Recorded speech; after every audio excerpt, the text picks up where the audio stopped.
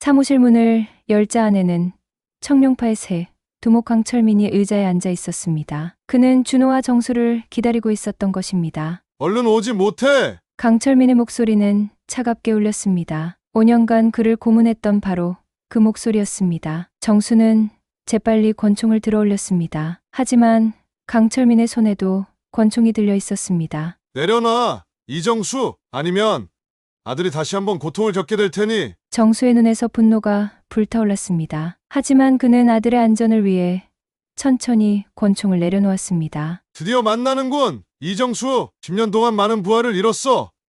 너 때문에! 강철민이 비웃듯 말했습니다. 정수는 차갑게 대답했습니다. 당신들이 저지른 범죄 때문이지! 강철민은 웃음을 터뜨렸습니다. 그의 웃음소리가 사무실 안에 울려 퍼졌습니다. 그래!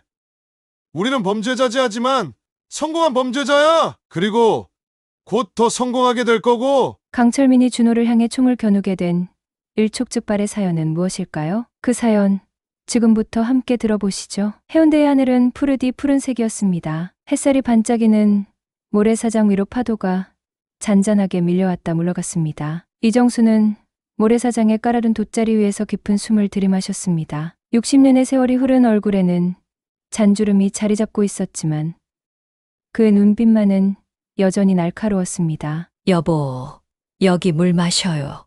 아내 한 명이 건넨 물병을 받아들며 정수는 미소 지었습니다. 30년 함께한 동반자였습니다. 그녀는 항상 그의 곁을 지켜주었죠. 심지어 10년 전 그들의 아들이 사라졌을 때도 말입니다. 정수는 물을 한 모금 마시며 시선을 바다로 향했습니다. 국정원 요원으로 근무한 지 35년. 작년에 은퇴했지만 습관은 쉽게 바뀌지 않았습니다. 주변을 살피는 날카로운 시선, 낯선 이의 행동을 분석하는 본능, 그리고 항상 등 뒤를 확인하는 습관이 몸에 배어 있었습니다. 여보, 조금 쉬어요.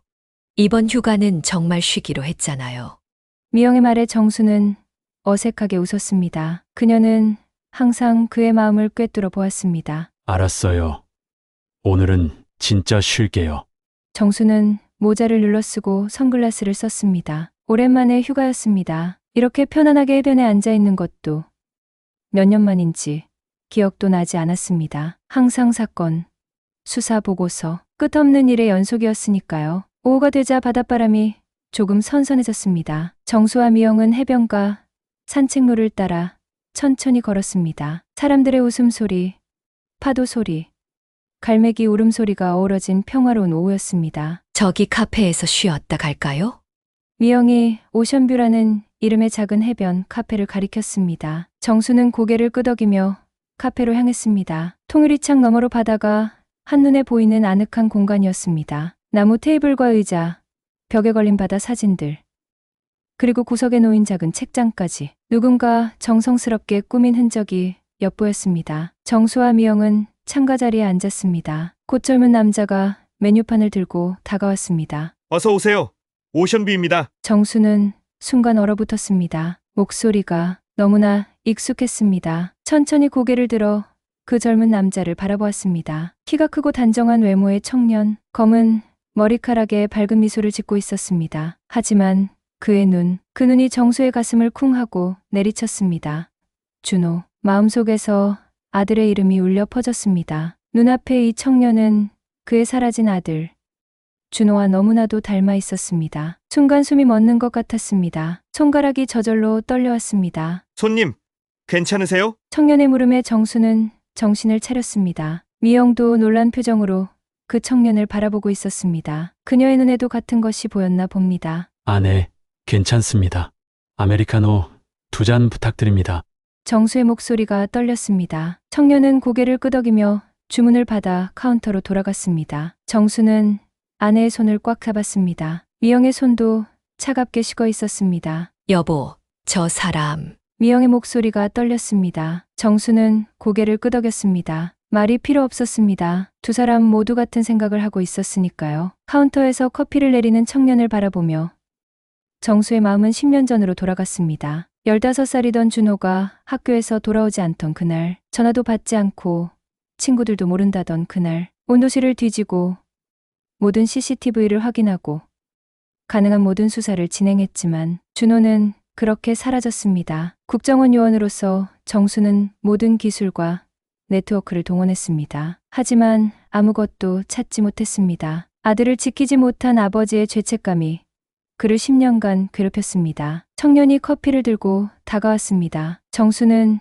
청년의 손목에 있는 작은 팔찌에 시선이 고정되었습니다. 검은 가죽끈에 작은 은색 구슬이 달린 단순한 디자인. 하지만 정수의 심장은 터질 것처럼 뛰었습니다. 그 팔찌는 준호가 중학교 1학년 때 생일 선물로 받았던 그 팔찌와 똑같았습니다. 커피 나왔습니다. 즐거운 시간 되세요. 청년이 미소를 지으며 커피를 내려놓았습니다. 그 미소, 입꼬리가 살짝 올라가는 방식, 눈가에 생기는 작은 주름까지 모두 준호를 닮아 있었습니다. 저기 혹시 정수의 입에서 말이 나오려는 순간 미영이 그의 손을 꾹 눌렀습니다. 아직은 때가 아니라는 신호였습니다. 정수는 말을 삼켰습니다. 감사합니다.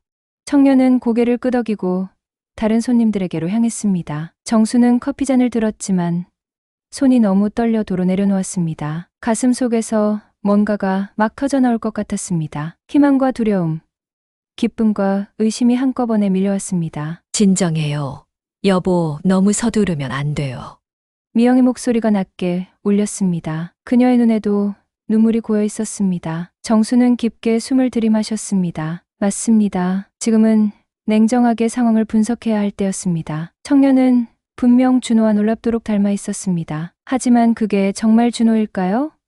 10년이란 세월이 흘렀습니다. 15살 소녀는 이제 25살 청년이 되었을 테니 외모가 달라졌을 수도 있습니다. 그리고 만약 이 청년이 정말 준호라면 왜 부모를 알아보지 못하는 걸까요? 정수는 카페 안을 천천히 살폈습니다. 벽에 걸린 사진들 중에는 이 청년의 모습도 있었습니다. 바다를 배경으로 웃고 있는 청년, 노을을 바라보는 뒷모습, 카페에서 커피를 내리는 모습, 모두 행복해 보이는 일상의 모습들이었습니다. 시간이 흘러 카페에 손님이 줄어들었습니다. 정수와 미영은 일부러 천천히 커피를 마시며 기다렸습니다. 마침내 청년이 다시 그들의 테이블에 다가왔습니다. 더 필요한 거 있으세요? 정수는 용기를 내어 물었습니다. 이 카페는 언제부터 운영하셨나요? 청년은 잠시 생각하더니 대답했습니다. 약 3년 됐습니다. 전에는 이 자리에 다른 카페가 있었는데 제가 인수했어요. 혼자서 운영하시나요? 네. 혼자 하고 있습니다. 가끔 주말에만 아르바이트생이 와요. 정수는 청년의 손목에 있는 팔찌를 슬쩍 가리켰습니다. 멋진 팔찌네요. 특별한 의미가 있나요? 청년은 팔찌를 바라보며 잠시 생각에 잠겼습니다. 그의 눈빛이 살짝 흐려졌습니다. 사실 잘 모르겠어요. 제가 기억을 잃었거든요. 5년 전에 이 해변에서 의식을 잃은 채로 발견됐다고 해요. 그 전에 기억은 없어요. 이 팔찌는 제가 발견됐을 때 차고 있던 거라 항상 차고 다닙니다. 뭔가 중요한 것 같아서요. 정수의 심장이 쿵 내려앉았습니다. 기억, 상실. 5년 전 준호가 사라진 지 5년 후에 이 청년이 해변에서 발견됐다는 겁니다. 그리고 그 팔찌. 많이 힘드셨겠네요. 미영이 부드럽게 말했습니다. 청년은 쓸쓸하게 웃었습니다. 처음엔 정말 힘들었어요. 내가 누구인지, 어디서 왔는지 아무것도 모르니까요. 하지만 선아님이 많이 도와주셨어요. 제가 발견됐을 때 저를 도와주신 분이에요. 지금은 이 카페에서 새 삶을 시작했습니다. 선아님이요. 네, 김선아님이요. 은퇴하신 외교관이세요. 매일 저녁 이 카페에 오셔서 책을 읽으세요. 저의 은인이죠. 정수는 그 이름을 머릿속에 새겼습니다. 김선아, 은퇴한 외교관. 이 청년과 관련된 중요한 인물인 것 같았습니다. 그럼 지금은 현우 씨라고 하시는 건가요? 네, 김현우입니다. 새 신분증을 만들 때 선아님이 지어주신 이름이에요. 현우. 아니 어쩌면 준호일지도 모를. 이 청년은 시계를 보더니 말했습니다. 죄송합니다만 곧 마감 시간이에요. 정수와 미영은 서둘러 일어났습니다. 정수는 지갑에서 카드를 꺼냈지만 손이 떨려 카드를 떨어뜨렸습니다. 현우가 카드를 주워 건네줬습니다. 그 순간 둘의 손이 스쳤고 현우의 눈빛이 살짝 흔들렸습니다. 마치 무언가를 기억해내려는 듯한 표정이었습니다. 괜찮으세요? 정수가 물었습니다. 현우는 고개를 저었습니다. 네, 괜찮아요. 그냥 갑자기 익숙한 느낌이 들어서요. 이상하네요. 정수의 가슴이 뛰었습니다. 익숙한 느낌. 무의식적으로 기억하고 있는 걸까요? 내일도 오실 건가요? 현우가 물었습니다. 정수와 미영은 서로를 바라보았습니다. 네, 내일도 올게요. 카페를 나와 해변을 걷는 동안 정수와 미영은 한동안 말이 없었습니다. 너무나 큰 충격이었습니다. 10년간 찾아 헤맨 아들이 바로 눈앞에 있었다니. 여보, 정말 준호 같아요. 미영이 마침내 입을 열었습니다. 눈물이 그녀의 뺨을 타고 흘러내렸습니다. 네, 저도 그렇게 생각해요. 팔찌, 미소, 그 습관들 모두 준호예요. 하지만 그는 기억을 잃었대요. 어떻게 된 걸까요? 5년 전에 해변에서 발견됐다면 그 전 5년 동안은 어디에 있었던 거죠? 정수는 깊은 생각에 잠겼습니다. 국정원 요원으로서 그는 다양한 가능성을 떠올렸습니다. 하지만 그 어떤 시나리오도 좋은 것은 없었습니다. 내일 다시 와서 좀 더 알아봐야겠어요. 그리고 그 김선아라는 사람도 만나봐야 해요. 미영은 고개를 끄덕였습니다. 하지만 조심해야 해요. 준호가 우리를 알아보지 못한다면 갑자기 우리가 그의 부모라고 나서면 겁을 먹을 거예요. 정수는 동의했습니다. 그들은 천천히 호텔로 걸어갔습니다. 저녁 노을이 바다를 붉게 물들이고 있었습니다. 10년 만에 찾은 희망의 빛이 그들의 마음에도 따스하게 비추고 있었습니다. 호텔 방에 도착한 정수는 창가에 서서 밤바다를 바라보았습니다. 저 멀리 오션뷰 카페의 불빛이 작게 보였습니다. 그 안에는 그가 10년간 그리워한 아들이 있었습니다. 하지만 그 아들은 아버지를 기억하지 못했습니다. 정수는 침대 위에 놓인 서류 가방을 열었습니다. 그 안에는 준호의 실종 사건 파일이 있었습니다. 휴가 중에도 이 파일을 가지고 다녔습니다. 10년간 단 하루도 포기한 적 없었으니까요. 파일을 펼치자 준호의 사진이 눈에 들어왔습니다. 15살 때의 모습, 순수한 미소와 반짝이는 눈, 그리고 손목에 찬 검은 가죽 팔찌. 정수는 사진 위로 손가락을 천천히 움직였습니다. 준호야, 아빠가 드디어 널 찾았구나. 눈물이 뺨을 타고 흘러내렸습니다. 10년간 참아온 눈물이었습니다. 정수는 침대에 앉아 얼굴을 손으로 가렸습니다. 어깨가 흔들렸습니다. 미영이 조용히 다가와 그의 어깨를 감쌌습니다. 그녀도 울고 있었습니다. 기쁨의 눈물이자 안도의 눈물이었습니다. 내일 다시 만나러 가요. 정수는 고개를 끄덕였습니다. 내일. 그들은 10년 만에 찾은 아들에게 한 걸음 더 다가갈 것입니다. 그리고 언젠가는 준호가 그들을 기억해내길 그들은 간절히 바랐습니다. 호텔방의 침대 위에는 서류들이 흩어져 있었습니다. 정수는 10년 전 사건 파일을 하나하나 다시 들여다보고 있었습니다. 창밖으로는 새벽빛이 희미하게 비치기 시작했습니다. 밤새 잠을 이루지 못했습니다. 10년 전, 정수는 작은 소리로 중얼거렸습니다. 그때의 기억이 생생하게 떠올랐습니다. 국정원 수사관으로서 그는 청룡파라는 거대 범죄 조직을 추적하고 있었습니다. 인신매매, 마약밀매, 돈 세탁까지 그들의 범죄는 끝이 없었습니다. 수사는 순조롭게 진행되고 있었습니다. 정수는 청룡파의 핵심 증거를 확보했습니다. 모든 거래 내역, 조직원 명단, 은닉자산 목록이 담긴 암호화된 USB였습니다. 그것만 있으면 청룡파를 완전히 무너뜨릴 수 있었습니다. 하지만 그날 모든 것이 바뀌었습니다. 준호야, 정수의 목소리가 떨렸습니다. 15살이던 아들 준호가 학교에서 집으로 오는 길에 갑자기 사라졌습니다. 처음에는 친구 집에 들렀나 싶었습니다. 하지만 시간이 지나도 연락이 없자 불안함이 엄습했습니다. 그리고 그날 밤 청룡파로부터 메시지가 왔습니다. USB를 내놓으면 아들을 살려주겠다. 가슴이 무너지는 듯한 순간이었습니다. 정수는 손을 떨며 오래된 메시지를 다시 읽었습니다. 청룡파는 그들의 비밀을 담은 USB를 요구했습니다. 하지만 그들은 한 가지를 몰랐습니다. 정수가 이미 그 USB를 준호에게 맡겼다는 사실을. 정수는 한 달 전 준호에게 특별한 선물을 주었습니다. 겉보기에는 평범한 USB였지만 사실은 국정원의 최첨단 기술이 적용된 특수 장치였습니다. 외부 충격에 강하고 물에 빠져도 망가지지 않으며 무엇보다 특별한 암호 없이는 열 수 없게 설계되었습니다. 아빠가 하는 일이 위험할 수 있어. 이건 아주 중요한 거야. 절대 아무에게도 보여주면 안 돼.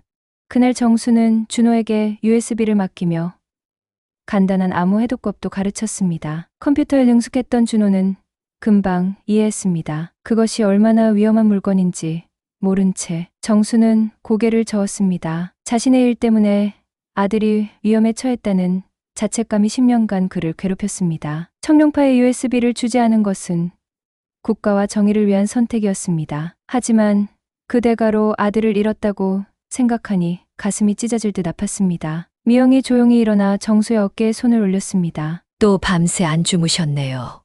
정수는 쓸쓸하게 웃었습니다. 이제 희망이 생겼습니다. 준호를 찾았으니까요. 비록 그가 자신을 기억하지 못한다 해도 살아있다는 사실만으로도 감사했습니다. 오늘은 김선화를 만나봐야 할 것 같아요.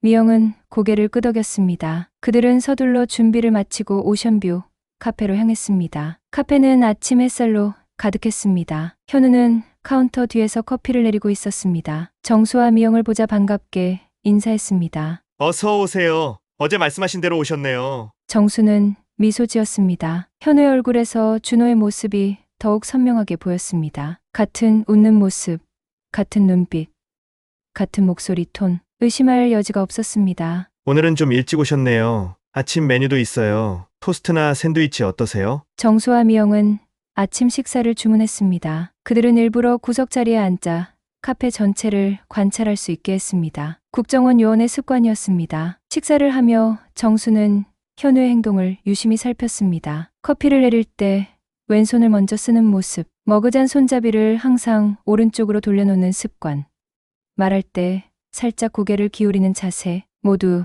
준호의 특징이었습니다. 여보, 봤어요? 미영도 같은 생각을 하고 있었습니다. 정수는 고개를 끄덕였습니다. 이제 확신이 들었습니다. 현우는 분명 준호였습니다. 하지만 어떻게 그를 설득할 수 있을까요? 갑자기 우리가 내 부모야 라고 말한다면 현우는 놀라 도망칠지도 모릅니다. 정수는 조심스럽게 계획을 세웠습니다. 우선 김선아를 만나야 했습니다. 그녀가 현우에 대해 가장 많은 것을 알고 있을 테니까요. 오후가 되자 카페는 한산해졌습니다. 정수는 기회를 놓치지 않고 현우에게 다가갔습니다. 실례지만 어제 말씀하신 김선아님은 언제쯤 오시나요? 현우는 시계를 보며 대답했습니다. 보통 저녁 6시쯤 오세요. 항상 같은 시간에 오셔서 책을 읽으시죠. 정수는 고개를 끄덕였습니다. 앞으로 몇 시간 더 기다려야 했습니다. 그동안 그는 현우에 대해 더 알아보기로 했습니다. 카페 이름이 참 좋네요.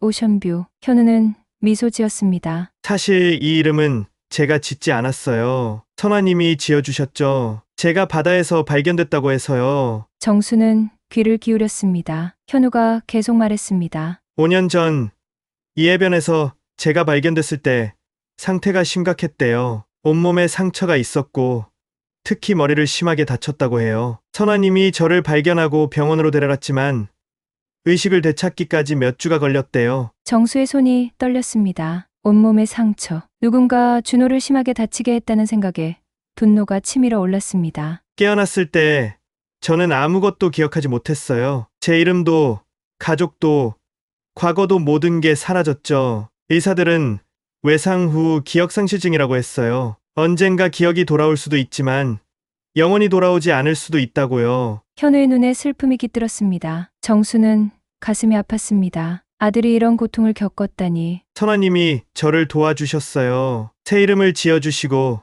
이 카페를 차릴 수 있게 도와주셨죠. 그분이 아니었다면 저는 지금쯤. 현우의 말이 끊겼습니다. 정수는 그 공백을 채우고 싶지 않았습니다. 너무 고통스러운 생각이었으니까요. 오후 시간이 천천히 흘렀습니다. 정수와 미영은 카페에 머물며 현우의 일상을 관찰했습니다. 가끔 현우가 그들의 테이블에 와서 이야기를 나누기도 했습니다. 정수는 의도적으로 준호의 어린 시절 이야기와 비슷한 주제를 꺼냈습니다. 혹시 기억을 자극할 수 있을까 하는 마음에서였습니다. 저녁 6시가 되자 카페 문이 열리고 60대 후반으로 보이는 여성이 들어왔습니다. 단정한 차림새와 고상한 분위기가 인상적이었습니다. 현우가 반갑게 그녀를 맞이했습니다. 선화님 오셨어요. 김선아는 미소 지으며 자신의 단골 자리로 향했습니다. 창가 쪽 조용한 테이블이었습니다. 현우는 서둘러 그녀의 단골 메뉴인 듯한 차를 준비했습니다. 정수는 미영과 눈빛을 교환했습니다. 드디어 김선아를 만날 시간이 됐습니다. 그들은 천천히 자리에서 일어나 선아의 테이블로 향했습니다. 실례합니다.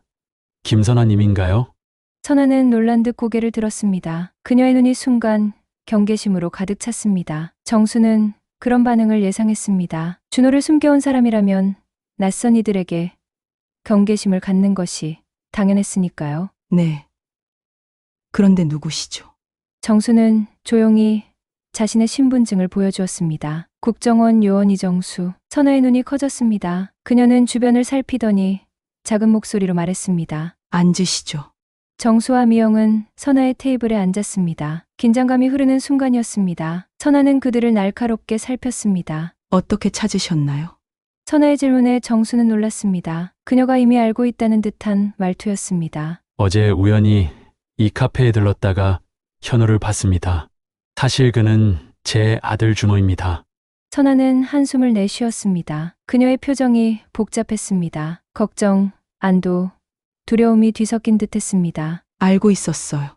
정수와 미영은 놀라서 서로를 바라보았습니다. 선아가 계속 말했습니다. 5년 전 이 해변에서 그를 발견했을 때였어요. 그의 주머니에서 신분증 조각을 찾았어요. 이준호라는 이름만 읽을 수 있었죠. 하지만 그를 병원에 데려갔을 때 누군가 그를 찾고 있다는 걸 알게 됐어요. 좋은 의도가 아닌 사람들이요. 정수의 얼굴이 굳어졌습니다. 청룡파였습니다. 그들이 아직도 준호를 쫓고 있었던 겁니다. 준호는 머리를 심하게 다쳐 기억을 잃었어요. 저는 그를 보호하기 위해 새 신분을 만들어 주었죠. 김연우. 새로운 시작이라는 의미였어요. 미영의 눈에 눈물이 고였습니다. 선아는 부드러운 목소리로 덧붙였습니다. 그가 안전하길 바랐어요. 그래서 이 조용한 해변 마을에 카페를 차려주었죠. 그리고 매일 와서 지켜봤어요. 정수는 깊은 감사함을 느꼈습니다. 선아가 아들을 구해주었다는 사실에 가슴이 벅차올랐습니다. 정말 감사합니다. 하지만 왜 경찰이나 다른 기관에 신고하지 않으셨나요? 선아의 눈빛이 날카로워졌습니다. 당신이 국정원 요원이라면 이미 알고 계시겠죠. 청룡파의 영향력이 얼마나 큰지. 경찰도 정부 기관도 믿을 수 없었어요. 그들의 내부 조직원이 있을지 모르니까요. 정수는 고개를 끄덕였습니다. 선아의 판단이 옳았습니다. 청룡파는 여러 기관에 내부자를 심어놓고 있었습니다. 그런데 왜 그를 도와주셨나요? 위험을 감수하면서까지. 선아는 잠시 침묵했습니다. 그녀의 눈에 깊은 슬픔이 어렸습니다. 30년 전 저도 아들이 있었어요. 하지만 교통사고로 잃었죠. 준호를 처음 봤을 때 그 아이가 제 아들과 너무 닮았어요. 그냥 지나칠 수 없었습니다. 미영은 선아의 손을 잡았습니다. 세 명의 부모가 서로를 이해하는 순간이었습니다. 그런데 위험합니다.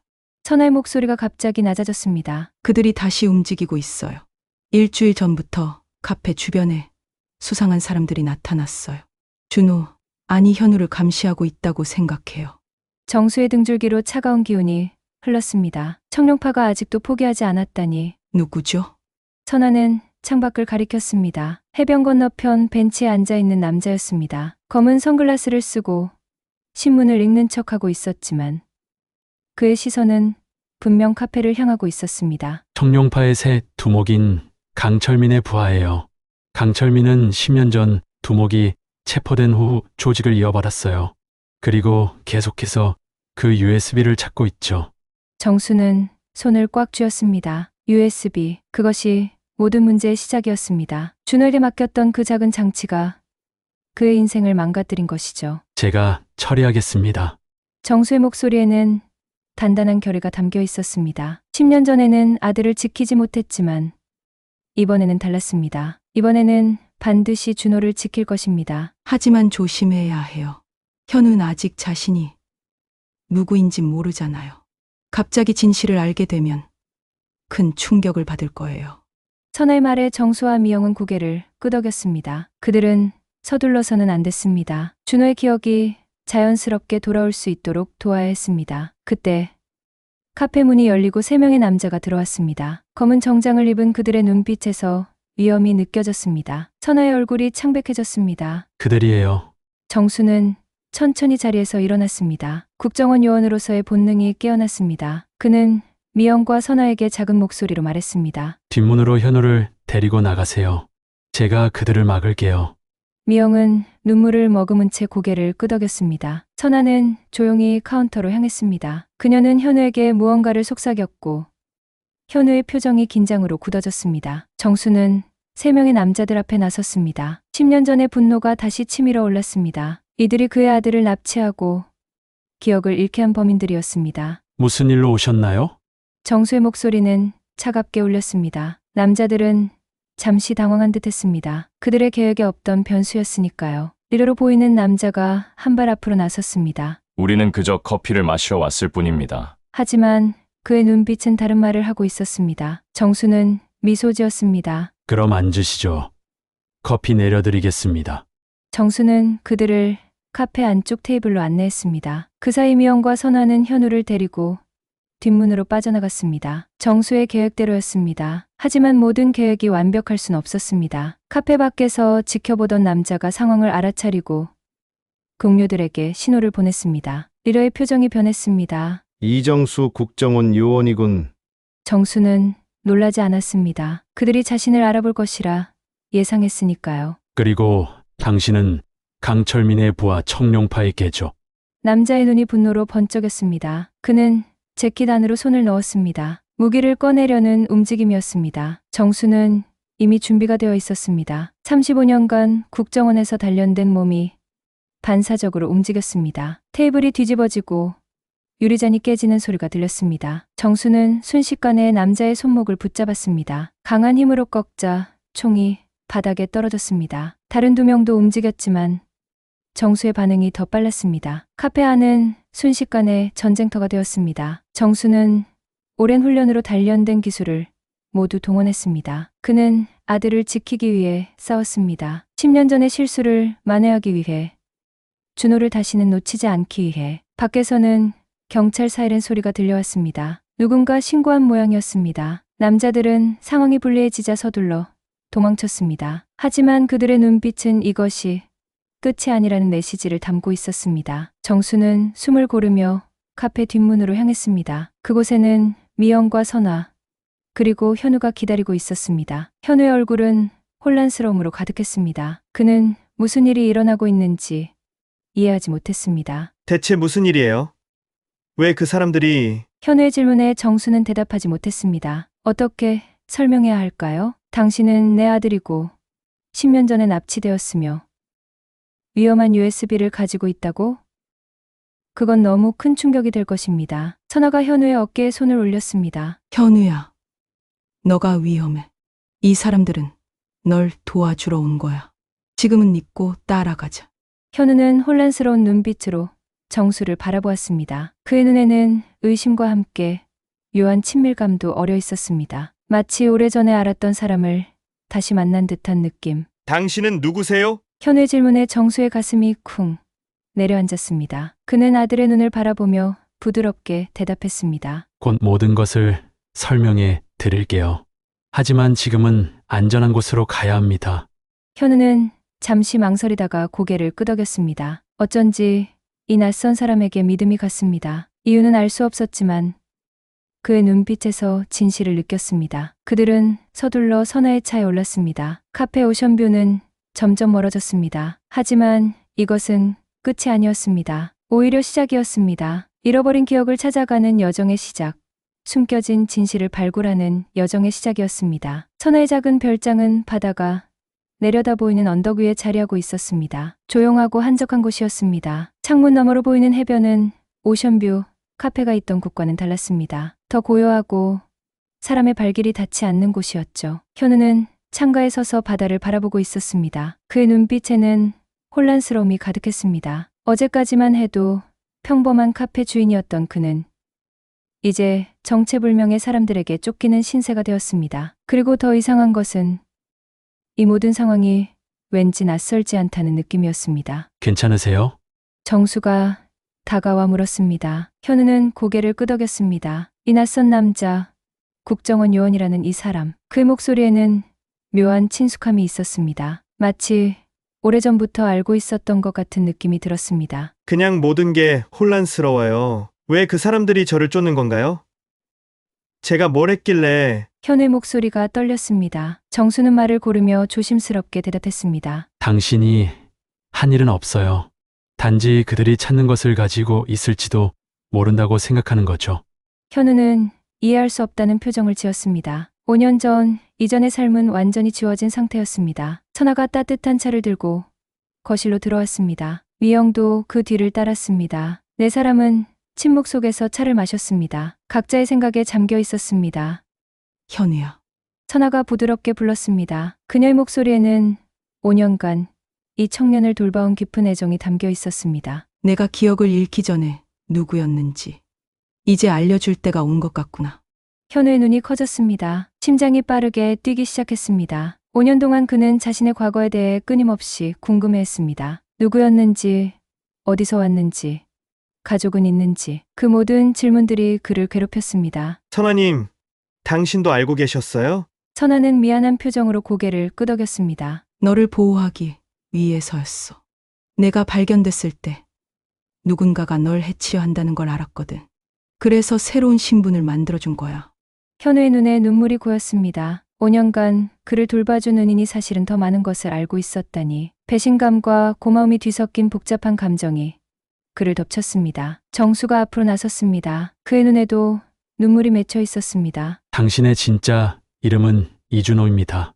15살 때 납치되었고 당신은 우리 아들입니다. 방 안이 순간 얼어붙었습니다. 현우. 아니 준호는 충격으로 말을 잇지 못했습니다. 그의 머릿속에 수많은 생각이 스쳐 지나갔습니다. 미영이 천천히 다가와 준호의 손을 잡았습니다. 그녀의 손은 따뜻했습니다. 눈물이 그녀의 뺨을 타고 흘러내렸습니다. 우리는 10년간 당신을 찾아 헤맸어요. 하루도 포기한 적 없었어요. 준호는 본능적으로 그녀의 손을 꽉 잡았습니다. 낯선 여자의 손이었지만 그 온기가 이상하게 익숙했습니다. 마치 오래전부터 알고 있던 것 같은 느낌이었습니다. 갑자기 준호의 머릿속에 무언가가 번쩍였습니다. 순간적으로 스쳐 지나가는 이미지, 교복을 입고 학교 앞에 서 있는 자신, 웃으며 손을 흔드는 여자, 그리고 카메라를 들고 있는 남자. 준호는 머리를 감싸 쥐었습니다. 날카로운 통증이 그의 머릿속을 관통했습니다. 기억의 파편이 돌아오려 하고 있었습니다. 괜찮아요? 정수가 걱정스럽게 물었습니다. 준호는 천천히 고개를 들었습니다. 그의 눈에는 혼란스러움과 함께 작은 인식의 빛이 어려 있었습니다. 저 방금 뭔가 보였습니다. 학교 앞에서 사진 찍는. 정수와 미영의 얼굴에 희망의 빛이 번졌습니다. 준호의 기억이 조금씩 돌아오고 있었습니다. 중학교 3학년 첫날이었어요. 우리가 학교 앞에서 사진을 찍었죠. 미영의 목소리가 떨렸습니다. 준호는 고개를 끄덕였습니다. 그 장면이 정말 기억 속에 있었던 것 같았습니다. 선아는 준호의 어깨를 부드럽게 잡았습니다. 무리하지 마. 기억은 천천히 돌아올 거야. 지금은 휴식이 필요해. 하지만 준호의 마음은 이미 과거로 향하고 있었습니다. 수많은 질문들이 그의 머릿속을 가득 채웠습니다. 저녁이 되었습니다. 선아는 간단한 식사를 준비했습니다. 네 사람은 조용히 식탁에 앉았습니다. 무거운 침묵이 흘렀습니다. 너무 많은 이야기가 있었지만 어디서부터 시작해야 할지 아무도 몰랐습니다. 식사 후 준호는 TV를 켰습니다. 뉴스가 나오고 있었습니다. 부산 해운대에서 카페 총격 사건이 있었다는 소식이었습니다. 바로 오션뷰 카페였습니다. 다행히 인명피해는 없었다고 했습니다. 청룡파. 준호가 작게 중얼거렸습니다. 모두의 시선이 그에게 향했습니다. 정수의 눈이 커졌습니다. 뭐라고 했어요?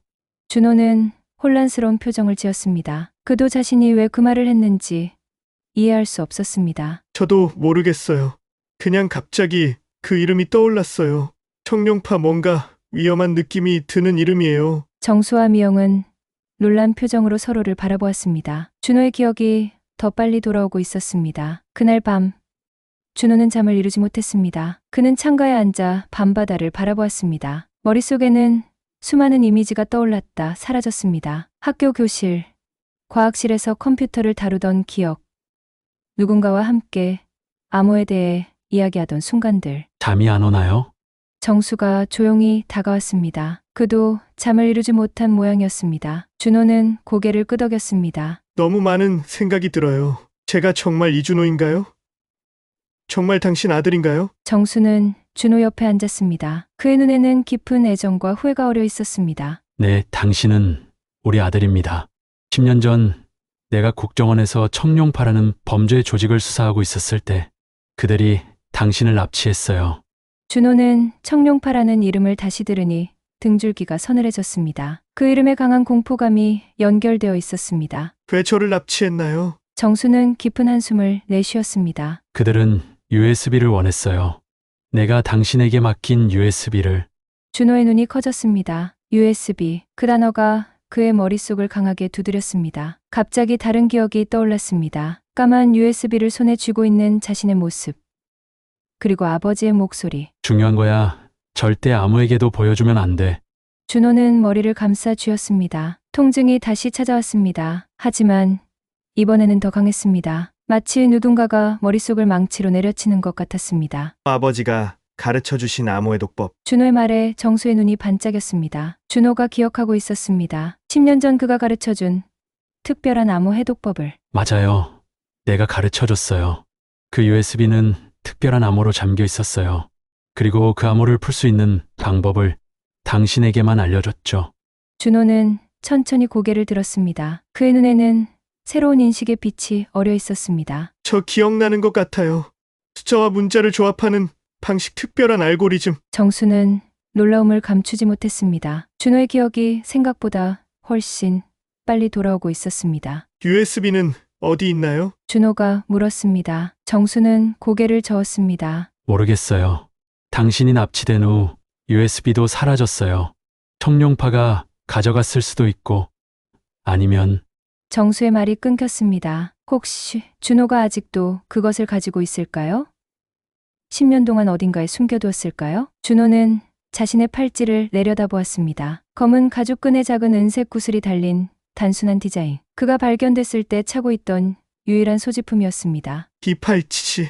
준호는 팔찌를 만지작거렸습니다. 갑자기 그의 손가락이 멈췄습니다. 은색 구슬 부분에 작은 틈이 있었습니다. 그는 본능적으로 구슬을 비틀었습니다. 딸깍하는 소리와 함께 구슬이 열렸습니다. 정수와 준호는 숨을 멈췄습니다. 구슬 안에는 작은 메모리 칩이 있었습니다. USB의 핵심 부분이었습니다. 10년 동안 찾아 헤맨 USB가 바로 눈앞에 있었습니다. 그것도 준호의 팔찌 속에. 어떻게 이런 생각을 했지?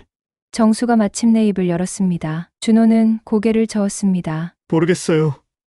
그냥 본능적으로요. 그들은 서둘러 선아와 미영을 깨웠습니다. 네 사람은 거실에 모여 작은 메모리 칩을 바라보았습니다. 10년 전의 비밀.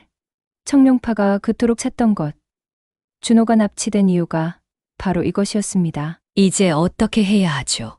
미영이 물었습니다. 정수는 잠시 생각하더니 대답했습니다. 이 칩의 내용을 확인해야 해요.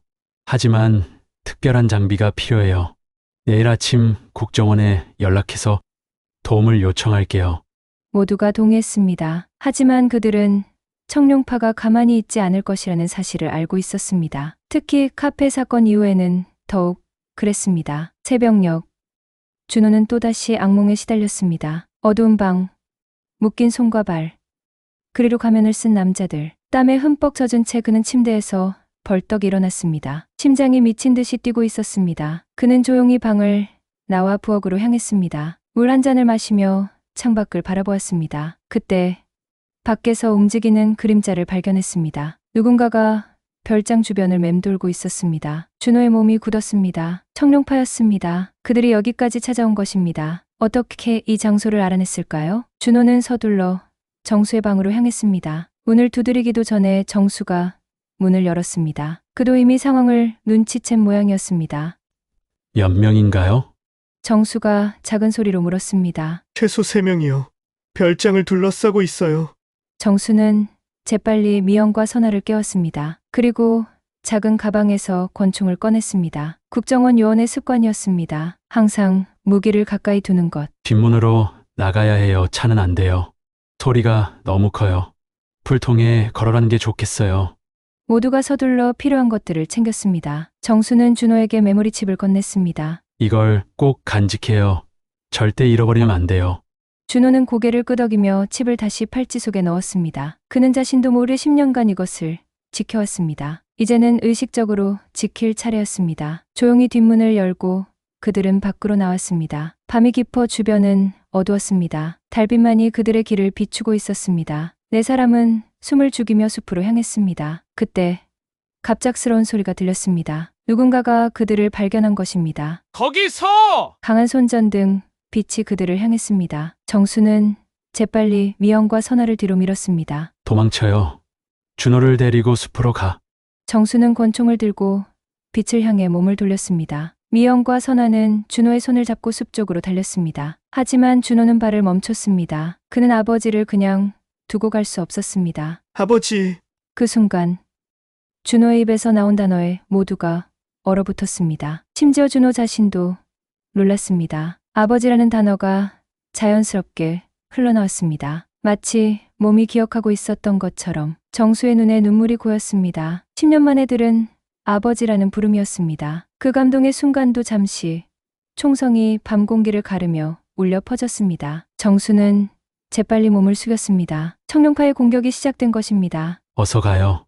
정수가 소리쳤습니다. 이번에는 준호도 따랐습니다. 그는 미영과 선아를 따라 숲속으로 달렸습니다. 뒤에서는 계속해서 총성이 울려 퍼졌습니다. 숲속 깊이 들어간 그들은 잠시 숨을 돌렸습니다. 준호의 가슴은 터질 듯이 뛰고 있었습니다. 그는 걱정스러운 눈빛으로 뒤를 돌아보았습니다. 아버지는 괜찮을까요? 아버지가 미영은 준호의 손을 꽉 잡았습니다. 괜찮아요. 당신 아버지는 국정원 최고의 요원이에요. 저들 정도는 쉽게 상대할 수 있어요. 하지만 미영의 목소리에도 불안함이 묻어 있었습니다. 선아는 주변을 살피며 말했습니다. 이쪽이에요. 마을로 가는 지름길이 있어요. 그들은 선아를 따라 숲속 깊이 들어갔습니다. 멀리서 들리던 총성도 이제는 들리지 않았습니다. 다행히 그들은 청룡파를 따돌린 것 같았습니다. 하지만 준호의 마음은 무거웠습니다. 아버지가 혼자 남았다는 생각에 가슴이 아팠습니다. 그리고 아버지라고 부른 그 순간 갑자기 더 많은 기억이 떠올랐습니다. 학교에서 돌아오던 길, 낯선 차가 다가오던 순간, 그리고 깜깜한 어둠 속으로 끌려가던 공포. 준호는 떨리는 손으로 팔찌를 꽉 쥐었습니다. 이제 그는 조금씩 자신이 누구인지 기억해내고 있었습니다. 그리고 그 기억과 함께 10년 전의 공포도 함께 돌아오고 있었습니다. 해가 뜨기 시작했습니다. 새벽빛이 숲을 밝히기 시작했습니다. 그들은 여전히 걷고 있었습니다. 어디로 가야 할지, 어떻게 해야 할지 막막했습니다. 그때 멀리서 누군가 다가오는 소리가 들렸습니다. 모두가 긴장했습니다. 숨을 죽이고 주변을 살폈습니다. 숲을 사이로 한 남자가 나타났습니다. 정수였습니다. 그는 약간 지쳐 보였지만 다행히 다친 곳은 없어 보였습니다. 아버지, 준호는 본능적으로 정수에게 달려갔습니다. 그는 정수를 꽉 안았습니다. 10년의 공백을 뛰어넘는 포옹이었습니다. 정수도 아들을 꼭 안았습니다. 그의 눈에서는 눈물이 흘러내렸습니다. 기억이 돌아오고 있어요. 준호가 작은 목소리로 말했습니다. 정수는 고개를 끄덕였습니다. 그는 아들의 어깨를 꽉 잡았습니다. 이제 괜찮아. 내가 지켜줄게. 하지만 그들 앞에는 여전히 커다란 위기가 기다리고 있었습니다. 청룡파의 두목 강철민은 아직 포기하지 않았습니다. 그는 USB를 찾기 위해 모든 수단을 동원할 것입니다. 준호는 결심했습니다. 이제 더 이상 도망치지 않을 것입니다. 자신의 기억을 완전히 되찾고 USB의 비밀을 풀어내어 10년 전의 악몽을 끝낼 때가 왔습니다. 그리고 그 여정에 아버지가 함께하고 있다는 사실이 그에게 큰 힘이 되었습니다. 아침 햇살이 숲 사이로 비쳐들었습니다. 준호, 정수, 미영, 그리고 선아는 작은 마을 외곽에 있는 여관에 도착했습니다. 밤새 숲을 걸어 겨우 이곳까지 왔습니다. 모두 지쳐 있었지만 안전하다는 사실만으로도 감사했습니다. 정수는 창가에 서서 밖을 살폈습니다. 청룡파가 아직 그들의 흔적을 쫓고 있을 것이 분명했습니다. 그는 휴대전화를 꺼내 국정원 동료에게 연락했습니다. 특수부대의 지원이 필요했습니다. 준호는 침대에 앉아 팔찌를 바라보고 있었습니다. 작은 메모리칩이 담긴 이 팔찌가 10년간의 비극을 불러온 원인이었습니다. 그는 이제 기억의 많은 부분을 되찾았습니다. 15살 때의 납치 사건, 어두운 창고에 갇혀있던 날들, 그리고 5년 전 극적으로 탈출했던 순간까지. 미영이 다가와 아들의 어깨에 손을 올렸습니다. 그녀의 눈에는 10년간의 그리움과 걱정이 담겨 있었습니다. 이제 많이 기억나요? 준호는 고개를 끄덕였습니다. 그의 눈에는 복잡한 감정이 어려 있었습니다. 대부분 기억나요. 그날 학교에서 돌아오는 길에 검은 차가 나타났어요. 그들은 저를 강제로 끌고 갔고 어두운 창고에 가두었죠. 계속해서 USB를 내놓으라고 했지만 저는 절대 말하지 않았어요. 준호의 목소리가 떨렸습니다. 미영은 눈물을 참으며 아들을 꼭 안았습니다. 15살 소년이 그런 공포를 겪었다니 상상조차 하기 힘든 일이었습니다. 용감했구나. 정수가 통화를 마치고 다가왔습니다. 그의 눈에도 눈물이 고여 있었습니다. 하지만 어떻게 탈출한 거죠? 선아가 물었습니다. 그녀도 5년 전 해변에서 준호를 발견한 경위가 궁금했습니다. 준호는 잠시 생각에 잠겼습니다. 그의 눈빛이 멀리 어딘가를 보는 듯했습니다. 5년 동안 그들은 저를 이곳저곳으로 옮겨 다녔어요. USB 암호를 풀기 위해 저를 이용하려 했죠. 하지만 저는 모른 척했어요. 그러다가 5년 전 부산으로 이송되는 중에 기회가 왔어요. 차가 잠시 멈췄을 때 저는 탈출했습니다. 준호의 목소리가 점점 강해졌습니다. 그의 눈에는 결연한 의지가 빛났습니다. 바다로 뛰어들었어요. 그들의 총알이 빗발쳤지만 저는 계속 헤엄쳤습니다. 파도가 저를 해변으로 밀어냈고 그때 의식을 잃었어요. 그리고 깨어났을 때 선아님이 있었죠. 선아는 눈물을 닦았습니다. 그녀가 발견한 청년이 이렇게 용감한 사람이었다니 그를 도와준 것이 더욱 자랑스럽게 느껴졌습니다. 정수는 손목시계를 확인했습니다. 2시간 후면 특수부대가 도착합니다. 그때까지 이곳에서 기다린 뒤 좋겠어요. 하지만 준호는 고개를 저었습니다. 그의 눈에는 단호한 결의가 담겨 있었습니다. 더 이상 숨어 있을 수 없어요. 10년간 충분히 도망쳤어요. 이제는 제가 직접 끝내야 할 때예요. 정수는 놀란 표정으로 아들을 바라보았습니다. 준호의 얼굴에는 어린 소년의 모습은 찾아볼 수 없었습니다. 10년간의 고통이 그를 강인하게 만들었습니다. 준호는 팔찌에서 메모리칩을 꺼냈습니다. 이 안에 있는 자료를 확인해야 해요. 청룡파의 모든 범죄 증거가 여기 있을 거예요. 기월 국정원에 전달하면 그들을 완전히 무너뜨릴 수 있어요. 정수는 고개를 끄덕였습니다. 하지만 문제가 있었습니다. 하지만 이 칩을 읽으려면 특수 장비가 필요해요. 일반 컴퓨터로는 안 돼요. 준호는 잠시 생각하더니 미소를 지었습니다. 그의 눈빛이 반짝였습니다. 제 카페에 있어요. 컴퓨터와 필요한 장비가 모두. 정수는 놀란 표정을 지었습니다. 준호가 계속해서 말했습니다. 카페를 운영하면서 비밀리에 준비했어요. 무의식 중에 제 기억이 완전히 사라진 건 아니었나 봐요. 몸이 기억하고 있었던 거죠. 미영과 선아는 걱정스러운 표정을 지었습니다. 오션뷰 카페로 돌아가는 것은 너무 위험했습니다. 청룡파가 분명 그곳을 감시하고 있을 테니까요. 너무 위험해요.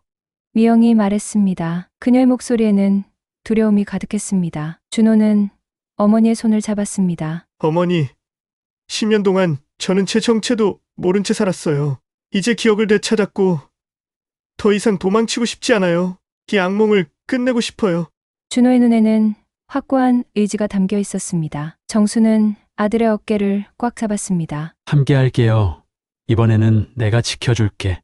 정수의 목소리에는 결연한 의지가 담겨 있었습니다. 10년 전과는 달리 이번에는 아들을 절대 놓치지 않겠다는 다짐이었습니다. 계획이 세워졌습니다. 준호와 정수는 카페로 돌아가 메모리 칩의 내용을 확인할 것입니다. 미영과 선아는 안전한 곳에서 대기하며 국정원 특수부대와 연락을 취할 것입니다. 해가 질 무렵 준호와 정수는 오션뷰 카페 근처에 도착했습니다. 카페는 문이 닫혀 있었고 주변은 조용했습니다. 하지만 그들은 눈에 보이지 않는 위험이 도사리고 있다는 것을 알고 있었습니다. 저기 있어요.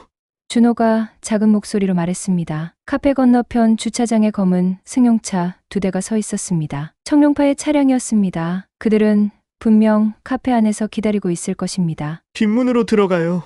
준호가 제안했습니다. 정수는 고개를 끄덕이며 권총을 꺼냈습니다. 이번에는 완전히 준비되어 있었습니다. 두 사람은 조용히 카페 뒤편으로 향했습니다. 준호는 열쇠를 꺼내 뒷문을 열었습니다. 문이 열리는 순간 그들은 숨을 죽였습니다. 다행히 경보음은 울리지 않았습니다. 카페 안은 어두웠습니다. 준호는 정수의 손을 잡고 조심스럽게 안으로 들어갔습니다. 그의 사무실은 카페 가장 안쪽에 있었습니다. 그곳에 컴퓨터가 있었습니다. 조심해요.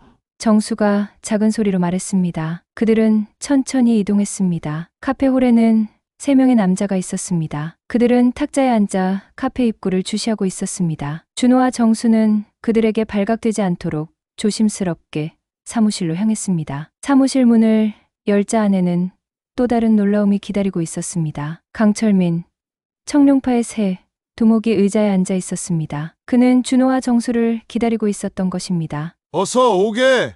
이준호! 강철민의 목소리는 차갑게 울렸습니다. 준호의 몸이 굳었습니다. 그는 이 목소리를 알고 있었습니다. 5년간 그를 고문했던 바로 그 목소리였습니다. 정수는 재빨리 권총을 들어 올렸습니다. 하지만 강철민은 이미 준비되어 있었습니다. 그의 손에도 권총이 들려 있었습니다. 내려놓게! 이정수! 아니면 아들이 다시 한번 고통을 겪게 될 테니! 정수의 눈에서 분노가 불타올랐습니다. 하지만 그는 아들의 안전을 위해 천천히 권총을 내려놓았습니다. 드디어 만나는군! 이정수! 10년 동안 많은 부하를 잃었어! 너 때문에! 강철민이 비웃듯 말했습니다. 정수는 차갑게 대답했습니다. 당신들이 저지른 범죄 때문이지. 강철민은 웃음을 터뜨렸습니다. 그의 웃음소리가 사무실 안에 울려 퍼졌습니다. 그래! 우리는 범죄자지하지만 성공한 범죄자야! 그리고 곧 더 성공하게 될 거고! 강철민은 준호를 향해 총을 겨누었습니다. 이제 USB를 내놔. 더 이상 도망칠 곳은 없어! 준호는 천천히 팔찌에서 메모리칩을 꺼냈습니다. 그의 손이 떨렸습니다. 10년간의 고통이 이 작은 칩 때문이었습니다. 하지만 그는 포기할 수 없었습니다. 이 안에는 청룡파를 무너뜨릴 증거가 있었으니까요. 여기 있다. 준호는 메모리칩을 내밀었습니다. 강철민의 눈이 욕심으로 번쩍였습니다. 그는 천천히 다가와 칩을 가져갔습니다. 이제 내용을 열어! 암호를 풀어! 준호는 컴퓨터 앞에 앉았습니다. 그의 머릿속에는 10년 전 아버지가 가르쳐준 암호 해독법이 떠올랐습니다. 특별한 알고리즘, 숫자와 문자의 조합, 모든 기억이 선명하게 돌아왔습니다. 준호는 메모리칩을 컴퓨터에 연결했습니다. 화면에는 암호 입력창이 나타났습니다. 그는 천천히 키보드를 두드리기 시작했습니다. 아버지의 생일,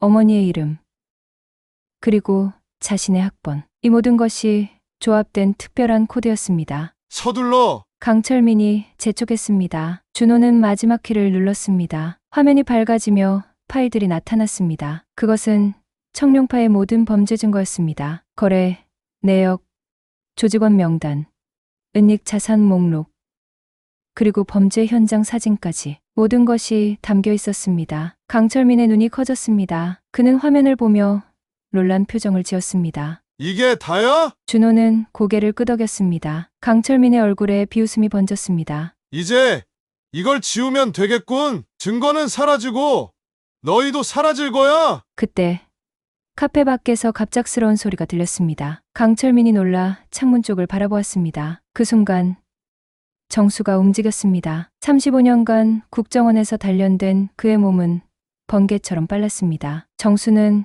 강철민의 손목을 잡아 비틀었습니다. 총이 바닥에 떨어졌습니다. 두 사람의 몸싸움이 시작되었습니다. 준호는 재빨리 컴퓨터 키보드를 두드렸습니다. 파일을 복사하고 국정원 서버로 전송하기 시작했습니다. 카페홀에서도 소란이 일어났습니다. 국정원 특수부대가 도착한 것입니다. 총성이 울리고 유리가 깨지는 소리가 들렸습니다. 정수와 강철민의 몸싸움은 계속되었습니다. 강철민은 강했지만 정수는 경험이 풍부했습니다. 그는 강철민의 공격을 피하며 반격했습니다. 준호야, 파일은? 정수가 소리쳤습니다. 준호는 화면을 확인하며 대답했습니다. 전송 완료됐어요. 그 순간 강철민이 정수의 가슴을 강하게 밀쳤습니다. 정수가 벽에 부딪혔습니다. 강철민은 바닥에 떨어진 총을 향해 달려갔습니다. 아버지! 준호가 소리쳤습니다. 그는 본능적으로 움직였습니다. 컴퓨터 모니터를 들어 강철민을 향해 던졌습니다. 모니터가 강철민의 머리에 맞았고 그는 비틀거리며 쓰러졌습니다. 정수는 재빨리 권총을 집어들었습니다. 그는 강철민을 향해 총을 겨누었습니다. 끝났어. 강철민 이제 더 이상 도망칠 곳은 없어. 사무실 문이 열리고 특수부대원들이 들어왔습니다. 그들은 재빨리 강철민을 제압했습니다. 10년간의 악몽이 마침내 끝나는 순간이었습니다. 준호는 아버지에게 달려가 안겼습니다. 정수도 아들을 꽉 안았습니다. 그들의 눈에는 눈물이 고여 있었습니다. 10년간의 고통과 그리움, 그리고 마침내 찾아온 승리의 눈물이었습니다. 이제 끝났어요. 준호가 작은 목소리로 말했습니다. 정수는 고개를 끄덕였습니다. 그래, 이제 정말 끝났어. 카페 밖으로 나오자 미영과 선아가 기다리고 있었습니다. 미영은 아들을 보자마자 달려와 안겼습니다. 선아도 눈물을 닦으며 그들을 바라보았습니다. 가족의 재회, 그리고 승리의 순간이었습니다. 청룡파의 조직원들은 모두 체포되었습니다. 강철민은 특수부대에 의해 연행되었습니다. 그의 얼굴에는 분노와 좌절감이 가득했습니다. 10년간 이어온 그의 범죄 제국이 하루아침에 무너진 것입니다. 다음 날 국정원 본부에서는 특별회의가 열렸습니다. 준호가 전송한 파일 덕분에 청룡파의 모든 조직원과 범죄 증거를 확보할 수 있었습니다. 전국 각지에서 동시다발적인 체포 작전이 진행되었고 청룡파는 완전히 무너졌습니다. 정수는 특별 공로상을 받았습니다. 35년간의 국정원 생활에서 가장 빛나는 순간이었습니다. 하지만 그에게 가장 큰 보상은 아들을 되찾은 것이었습니다. 선아는 시민 유공자로 표창을 받았습니다. 그녀가 5년간 준호를 보호한 공로를 인정받은 것입니다. 선아는 미소 지으며 준호에게 말했습니다. 이제 내 인생을 살아가렴. 더 이상 숨을 필요 없어. 준호는 고개를 끄덕였습니다. 그의 눈에는 새로운 희망이 빛나고 있었습니다. 한 달 후, 오션뷰 카페는 다시 문을 열었습니다. 준호는 카페 주인으로 돌아왔습니다. 하지만 이번에는 김현우가 아닌 이준호로서 말입니다. 그는 더 이상 과거를 숨기지 않았습니다. 카페는 이전보다 더 많은 손님들로 붐볐습니다. 준호의 이야기가 뉴스를 통해 알려지면서 많은 사람들이 그의 용기에 감동받았습니다. 그리고 준호는 기꺼이 자신의 경험을 나누었습니다. 정수와 미영은 부산으로 이사했습니다. 그들은 아들과 가까이 살기 위해 해운대의 작은 아파트를 구입했습니다. 매일 아침 정수는 오션뷰 카페에 들러 아들이 내린 커피를 마셨습니다. 그리고 매일 저녁 세 가족은 함께 식사를 했습니다. 10년간의 공백을 메우기 위해 노력했습니다. 선아도 자주 카페에 들렀습니다. 그녀는 여전히 창가 자리에 앉아 책을 읽었습니다. 하지만 이제 그녀의 눈빛에는 걱정이 아닌 평화로움이 깃들어 있었습니다. 준호의 기억은 완전히 돌아왔습니다. 가끔 악몽을 꾸기도 했지만 가족의 사랑으로 그는 점점 치유되어 갔습니다. 그리고 그는 자신의 경험을 바탕으로 범죄 피해자 지원 단체를 설립했습니다. 특히 청소년 대상 범죄 예방에 힘썼습니다. 어느 날 저녁, 준호는 카페 테라스에서 석양을 바라보고 있었습니다. 바다는 붉게 물들어 있었고 파도 소리가 평화롭게 들려왔습니다. 정수가 다가와 아들의 어깨에 손을 올렸습니다. 행복하니? 준호는 미소 지었습니다. 그의 눈에는 평온함이 깃들어 있었습니다. 네. 아버지 정말 행복해요. 10년 동안 잃어버렸던 시간이 아쉽지만 지금 이 순간이 있으니까요. 정수도 미소 지었습니다. 그들은 함께 바다를 바라보았습니다. 과거의 고통은 이제 바다처럼 잔잔하게 가라앉았고 새로운 희망의 빛이 그들 앞에 펼쳐져 있었습니다. 카페 오션뷰는 이제 단순한 카페가 아니었습니다. 그곳은 잃어버린 기억을 되찾고 새로운 시작을 알리는 상징이 되었습니다. 그리고 준호는 이제 더 이상 과거에 갇혀 있지 않았습니다. 그는 당당히 앞으로 나아가고 있었습니다. 어두운 기억의 미로에서 빠져나와 진실의 빛을 되찾은 그의 여정은 이제 막 시작되었습니다. 그리고 그 여정에는 그를 한순간도 포기하지 않았던 가족의 사랑이 함께하고 있었습니다. 이제 집에 가자. 정수가 말했습니다. 준호는 고개를 끄덕이며 카페 문을 닫았습니다. 그들은 함께 해변가를 따라 걸어갔습니다. 어둠이 내리기 시작했지만 그들의 마음은 그 어느 때보다 밝게 빛나고 있었습니다. 잃어버린 아들을 되찾은 부모의 마음이 절절히 느껴지는 사연이었습니다. 여러분, 건강하세요. 다음 편에서 또 뵙겠습니다.